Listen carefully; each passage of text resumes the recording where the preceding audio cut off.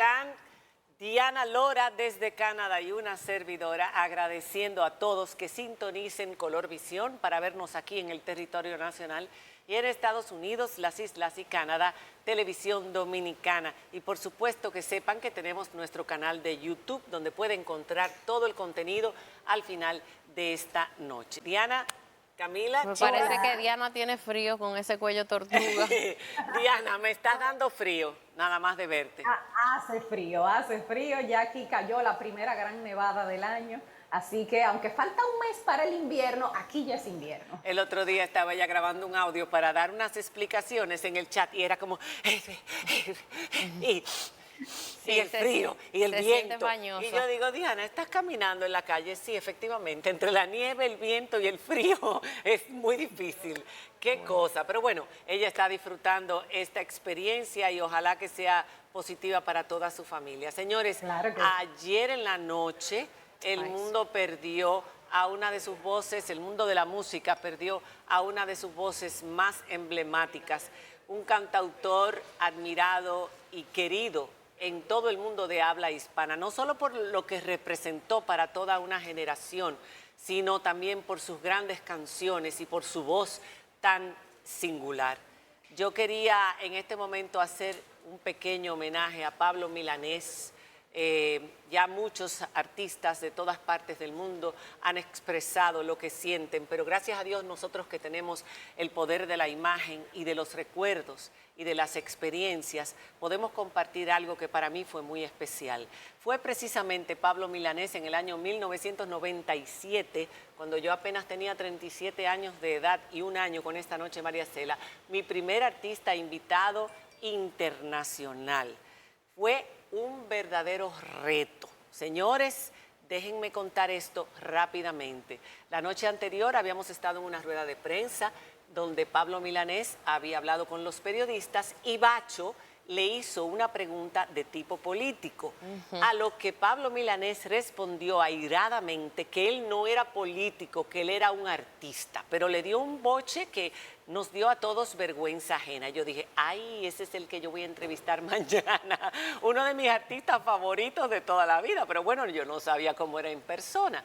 Entonces, al día siguiente, cuando teníamos todo el público reunido esperando al artista, nos enteramos que él había decidido no ir al programa. Él había tenido hacía muy poco tiempo, el año anterior o tras anterior, un problema con Freddy Verasgoico, donde se habían enfrentado precisamente por un asunto similar. Y él había ido al canal, se habían insultado mutuamente. Yo decía, Dios mío, entonces él no quería hacer más televisión. Pero fue convencido y llegó. En ese tiempo él estaba padeciendo, porque Pablo toda su vida fue una persona enfermiza, estaba padeciendo de graves problemas, había sido operado de la cadera, venía con un bastón y yo decía, Dios mío, qué difícil hacer este tipo de trabajo, de gira, irte de viaje en esas circunstancias. Y de hecho ahora él tenía una presentación aquí. Hace un mes canceló. Y está enfermo. Entonces yo entendí su situación y lo que hice fue encerrarlo en un camerino, él, su novia de ese momento y yo. Y empecé a conversar con él porque hasta le habían dicho, pero es una reina de belleza que te va a entrevistar. O sea, que imagínate el cubano tan inteligente, tan comunista, etcétera. Y conversando, hablé de mi adolescencia, de lo que él había significado, él, Silvio Rodríguez, etcétera. Poco a poco se fue suavizando, pero cuando le dije que qué canciones nos iba a cantar, me dijo, pero yo también tengo que cantar.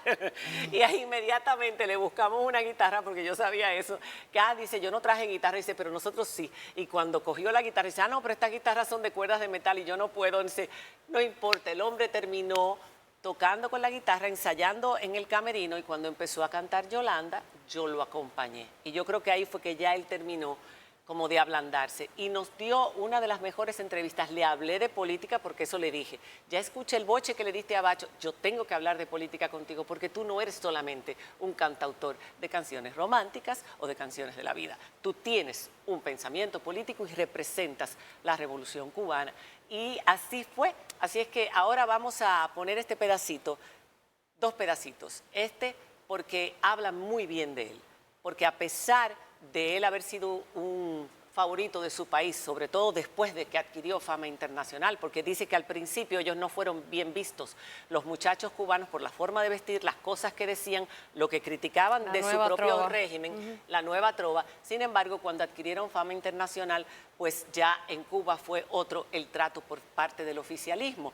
Pero él nunca dejó de ser crítico. Y en ese momento, en el 97, que fue un momento difícil para Cuba, donde mucha gente se estaba yendo, mucha gente que era comunista y que había sido símbolo de la revolución, se habían ido. Yo le hice esta pregunta y esta fue su respuesta. Vamos a ver.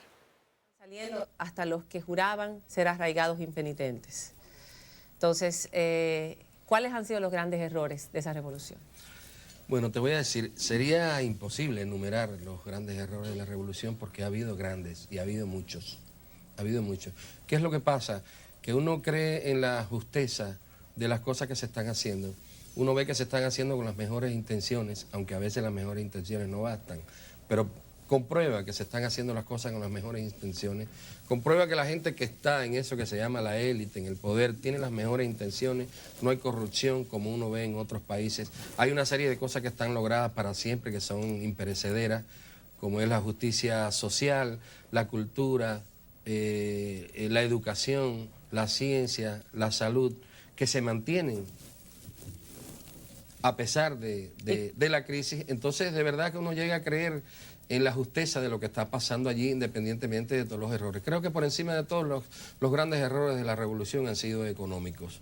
Se han equivocado muchas veces, no acaban de tener la línea que debe tener la línea socialista dentro de la economía, no acaban de encontrarla. No acaba el Estado de asumir la gestión absoluta de todo el país como pretenden en mi país. Esto es una cosa que estoy diciendo aquí que he dicho muchísimas veces. No estoy de acuerdo con la línea económica que se sigue en nuestro país. Pienso que debía haber más diversidad económica, debía haber más diversidad en el plano de la pequeña industria, en el plano del pequeño propietario, en el plano del trabajador por cuenta propia. Esas son cosas a las que hay que darle salida para que haya una gestión dentro del país que proporcione la posibilidad de que la población tenga más acceso a la economía de una manera mucho más inmediata y que no sea por esa cosa gigantesca que es el Estado, que en muchas ocasiones no puede llegar a una cuadra, a un pueblo, a un barrio, porque el Estado es algo que demasiado elefantiásico, demasiado grande para poder dominar esas pequeñas cosas cotidianas con las que vive el hombre. Él siempre fue muy valiente y lo mantuvo hasta el final, que se equivocó la revolución, que no proveyó a su pueblo de todo lo que le había prometido, de esa felicidad, de ese bienestar. Y por eso siempre ha sido admirado por mucha gente y criticado por otros. Pero no solamente hablamos de eso, y aquí voy a poner un pequeño final de esta entrevista, donde Pablo Milanés me sorprendió de una manera extraordinaria y me dejó una huella imborrable, como dice una de sus canciones. Nunca voy a olvidar haber conocido a este hombre, un caballero brillante, un grandísimo artista y un ser humano respetable, con unas convicciones maravillosas. Sobre todo esto lo revela. Vamos a ver este pedacito.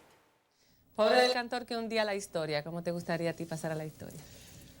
Lo borre sin la gloria. Es lo que continúa de haber tocado espinas. Es decir, de no haberse encontrado obstáculos, de que todo hubiera sido tan fácil. No, yo creo que uno debe pasar su trabajito para llegar y que debe cuestionar y debe tener opiniones y debe imponerse a todas esas cosas. Para concluir, podrías llenar este minuto de 3 razones para respirar. Pero por favor, no te niegues ni hables por hablar, ¿ok? 3.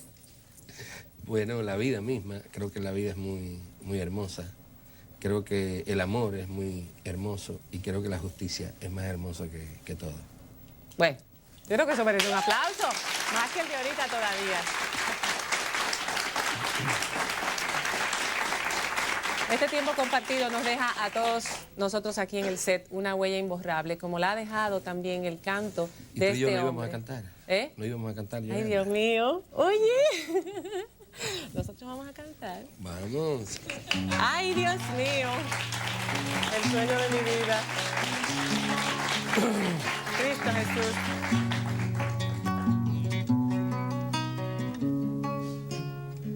No importa las equivocaciones porque esto no lo hemos ensayado. Hay un amigo mío que se va a poner celoso por ahí, yo sé quién. Esto no puede ser no más que una canción. Quisiera fuera una declaración de amor romántica, sin reparar en formas tales. Ese momento especial, inolvidable, Yolanda, será el himno de nuestras mejores etapas, de nuestra mejor etapa de esa adolescencia y de esa primera adultez de toda una generación, y sigue siendo para nuevas generaciones. Yolanda, Para Vivir, El breve espacio en que no estás, y un sinnúmero de canciones que perviven, que sobrevivirán a Pablo Milanés por siglos y siglos. En paz descanses, Pablo, y gracias por tanto. Vamos a hacer una pausa y